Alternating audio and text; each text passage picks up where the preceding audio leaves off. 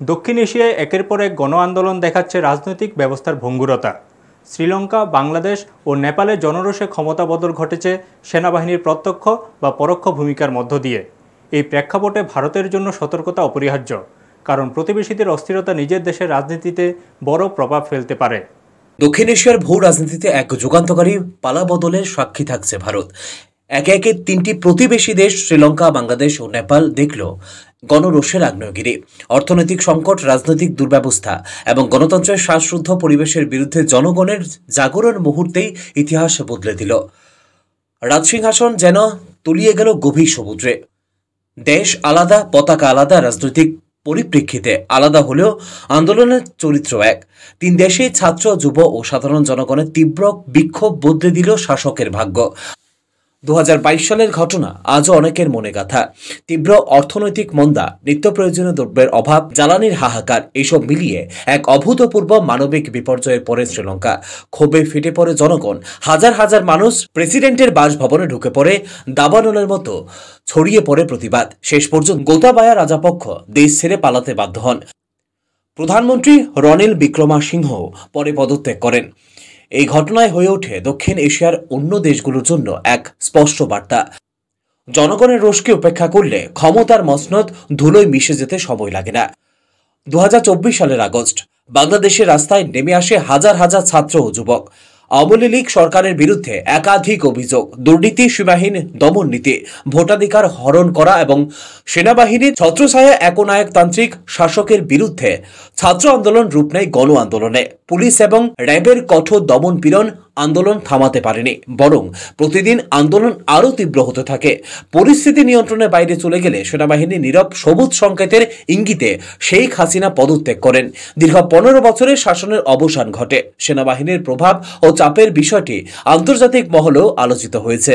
2025 সালে সেপ্টেম্বরে আবারও উত্তাল হল নেপাল।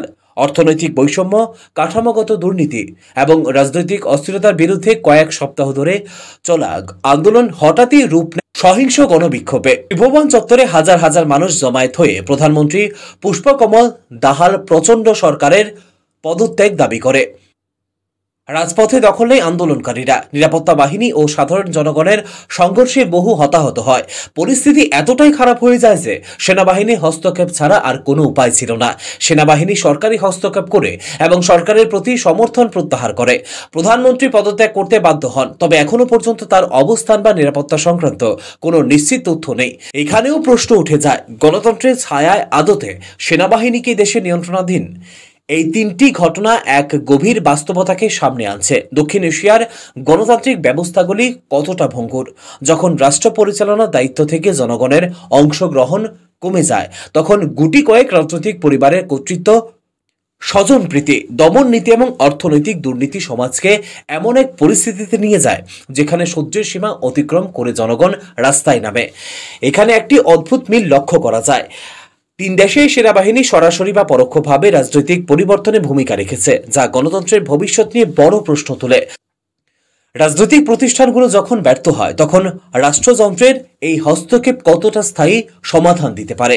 এই প্রেক্ষাপটে ভারতকেও সতর্ক থাকতে হবে। ভারতের অভ্যন্তরীণ রাজনীতি যতই স্থিতিশীল মনে হোক, প্রতিবেশী অঞ্চলে এমন অস্থিরতা নিরাপত্তা, কূটনীতি এবং অর্থনৈতিক সম্পর্ককে প্রভাবিত করবে। দক্ষিণ এশিয়ার রাজনৈতিক মানচিত্রের এই আমূল পরিবর্তন ভারতের ভূ রাজনৈতিক কৌশলের জন্য বড় চ্যালেঞ্জ হয়ে দাঁড়াতে পারে বলে মনে করছে বিশেষজ্ঞ মহল। একটু সময়ের ব্যবধানে তিনটি আলাদা দেশে একই রকমের গণ আন্দোলন এবং ক্ষমতা পরিবর্তন এক ঐতিহাসিক বাস্তবতার সামনে আমাদের দাঁড় করিয়েছে, যেখানে জনগণের অধিকার, মত প্রকাশের স্বাধীনতা এবং সত্যিকারের গণতন্ত্র এখনো অধরা স্বপ্ন হয়ে রয়ে গেছে। দক্ষিণ এশিয়ার এই গণ আন্দোলনে শুধু রাজনৈতিক পালাবদলই নয়, বরং একটি যুগের সূচনার আভাস, যেখানে জনগণ আর শুধু ভোট নয়, তারা নিজের ভবিষ্যতের নিয়ন্ত্রণ। ব্যুরো রিপোর্ট, নিউজ তৎকাল 24।